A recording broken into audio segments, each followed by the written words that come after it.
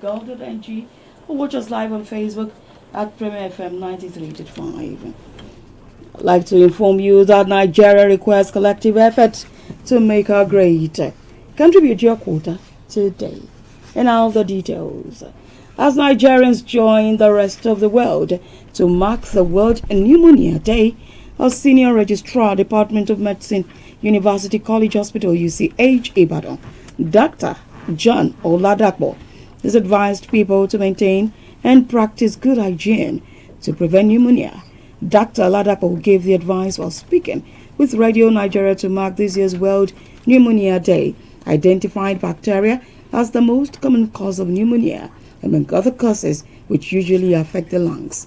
He affirmed that children and the elderly are more predisposed to pneumonia and could become life-threatening if not given adequate medication and attention. Dr. Oladapo was speaking on the theme Child Survival, called on parents to give proper care to their children by ensuring they are adequately vaccinated while encouraging them to practice hand washing to prevent them from developing pneumonia.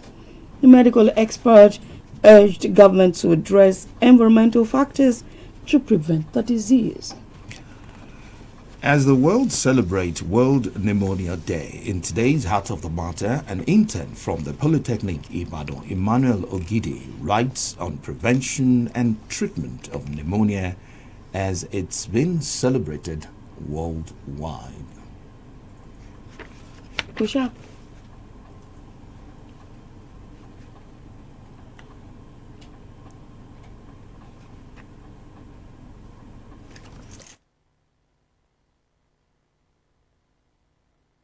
Is a preventable pulmonary infection that causes coughing, fever, shortness of breath, and in some cases, death.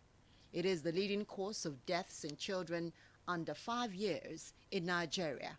The United Nations Children's Fund, UNICEF, estimates that pneumonia kills more children than any other infectious diseases worldwide, claiming the lives of more than 3 million children every year.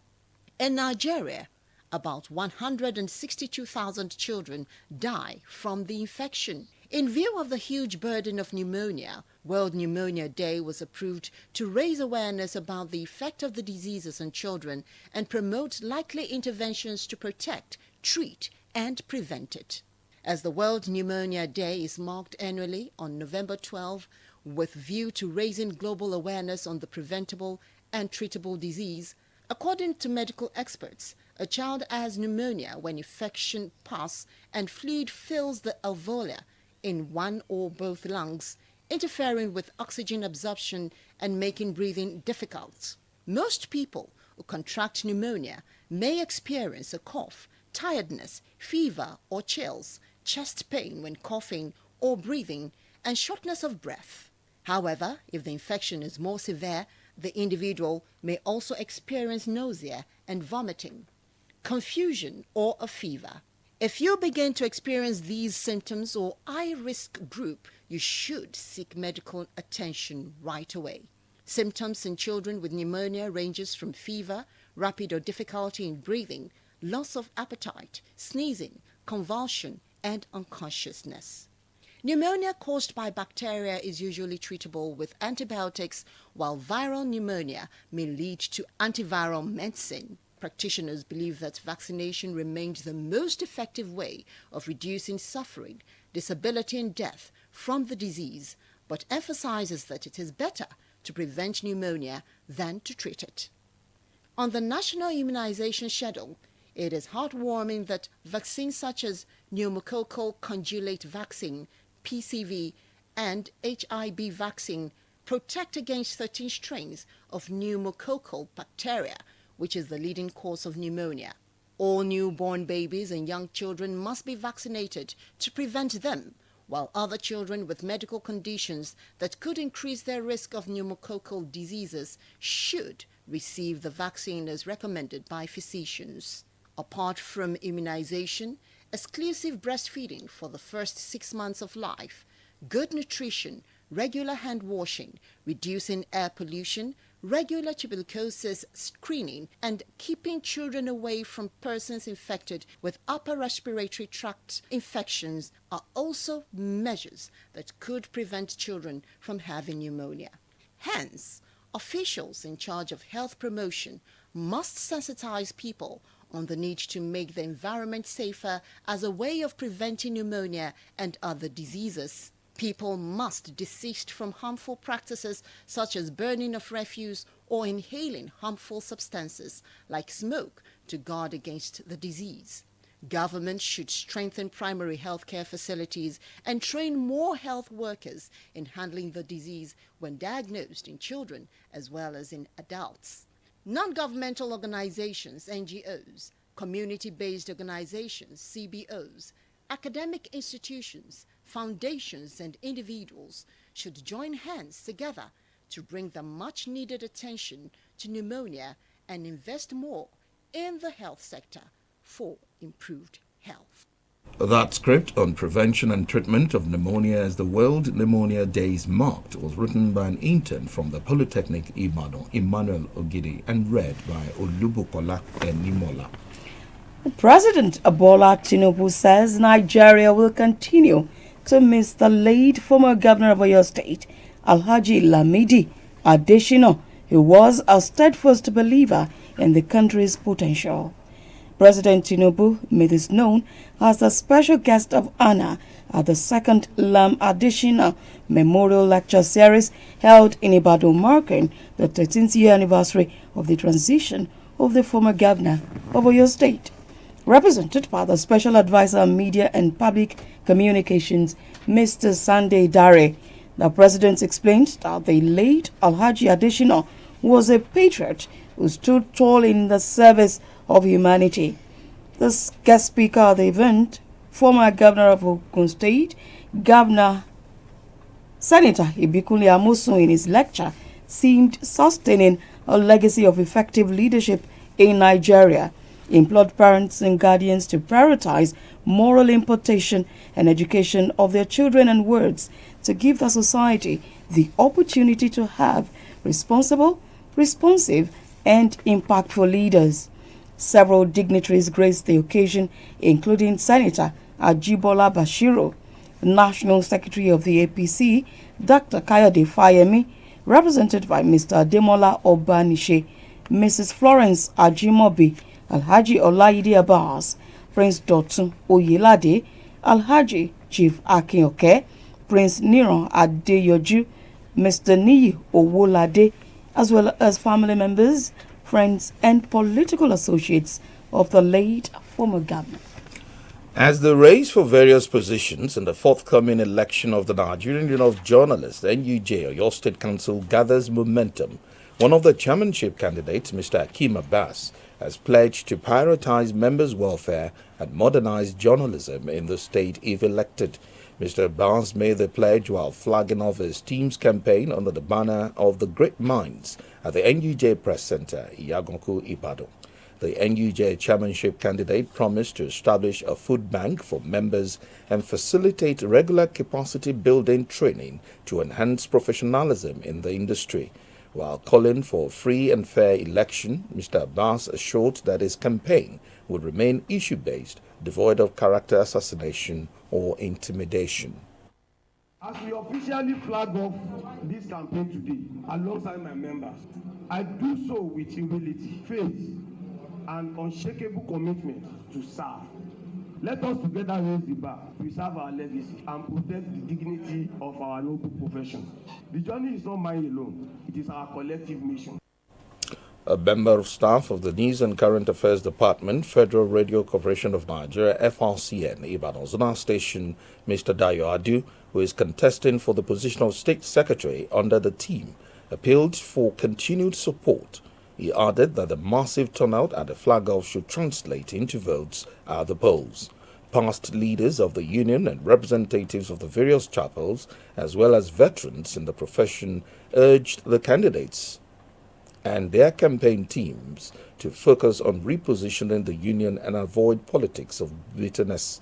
In his remark, the head of News and Current Affairs, FRCN Ibadan Zonal Station and immediate past chairman of the Oyo State Council of the NUJ, Mr. Adewumi Faniro, stated that the union deserves quality leadership, urging members to listen to all candidates and make informed choices. I'm here to support Adu team and then as well wish the team well in the forthcoming election. Let us open our minds. Let us listen to our candidates and let us make an informed choice among them. Don't be sentimental. The NUJ election is scheduled to hold on the 9th of next month. The federal government has commissioned the Africa's largest fiber optic cable factory and the continent's first fiber reinforced plastic FRP manufacturing facility. Commissioned by President Bola Tinubu, the facility can produce up to 9 million kilometers of fiber optic cables annually and process about 13,000 tons of copper and aluminium each month. President Tinubu, represented by the Minister of Industry, Trade and Investment, Dr. Jumoke Oduwole, described the facility as a strategic national asset that strengthens the digital backbone of the country's economy and enhances Nigeria's competitiveness under the AFCFTA. The Minister of Communications, Innovation and Digital Economy, Dr. Bosun Tijani, said the government's plan to deploy 90,000 kilometers of fiber optic cables nationwide will rely on local manufacturers, and it should be supported by robust local financing partnerships. Also speaking at the commissioning, Ogun State Governor Prince Dapo Abiodun said the factory marked a major milestone in Nigeria's digital infrastructure drive. He noted that the local fiber production would help close the digital divide, reduce import dependence, and generate thousands of jobs across the manufacturing, logistics, and ICT sectors of the nation's economy. This is the world today, the stories that made the headlines. Experts have called for proper hygiene. Still to come, Australia, Indonesia agreed to upgraded defense pact. 20 killed as Turkish military plane crashes in Georgia. Details shortly.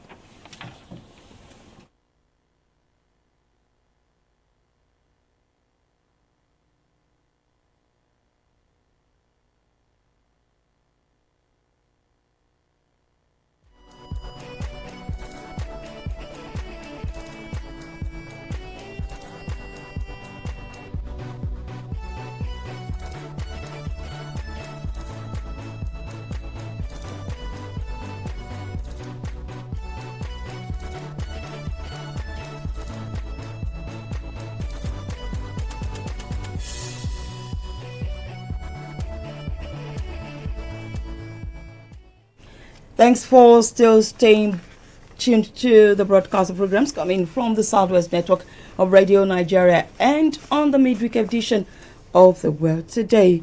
And now to the rest of the package, we move to the foreign scenes.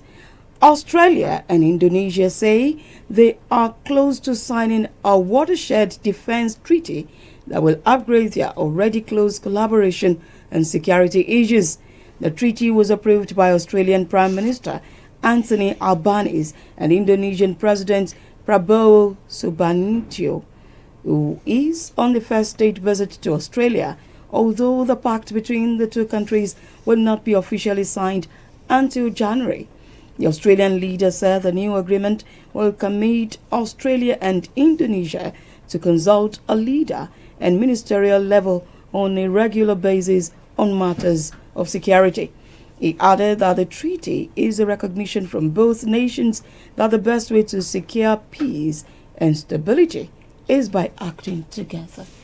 United States President Mr. Donald Trump says he has an obligation to sue the BBC over the way a section of his speech was edited in a Panorama documentary. Speaking in an interview, he said his 6th of January 2021 speech had been butchered and the way it was presented had defrauded viewers. It is the first time Trump has spoken publicly about the matter since his lawyers wrote to the BBC and said he would sue for $1 billion in damages unless the corporation issues a retraction, apologizes and compensates him. Meanwhile, the BBC said the corporation is reviewing the letter and will respond directly in due course. So, taking news from the foreign scenes, Tanzanian politicians are in shock over the massacre of hundreds of young protesters during its recent election. Report says gruesome images of dead citizens have flooded the internet in the wake of the last month's elections that triggered widespread protests over government's repression. President Samia Hassan won with 98% of the vote, but key opposition leaders were jailed or disqualified. Turkey says all the 20 people on board a military cargo plane that crashed in Georgia on its return from Azerbaijan died. The plane had taken off from Ganja Airport in western Azerbaijan yesterday, but crashed shortly after crossing the border into eastern Georgia. Turkey has not said what caused the accident, but dramatic footage taken by eyewitnesses appeared to show the plane spinning horizontally alongside several bits of debris as it fell.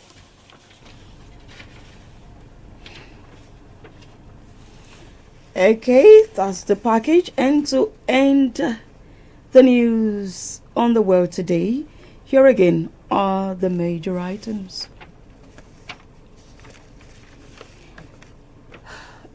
But called for proper hygiene. Australia, Indonesia have agreed to upgrade defense pact, and 20 killed as Turkish military plane crashes in Georgia. And that's it on the world today. Join us tomorrow for a fresh edition of the program. Mudukba Toba edited. My name is Stephen Agbaje. Thanks for listening. And from my colleague, Feyi Shara Owomoyela. Thanks for listening to. We wish you the very best of the rest of the day. Good afternoon.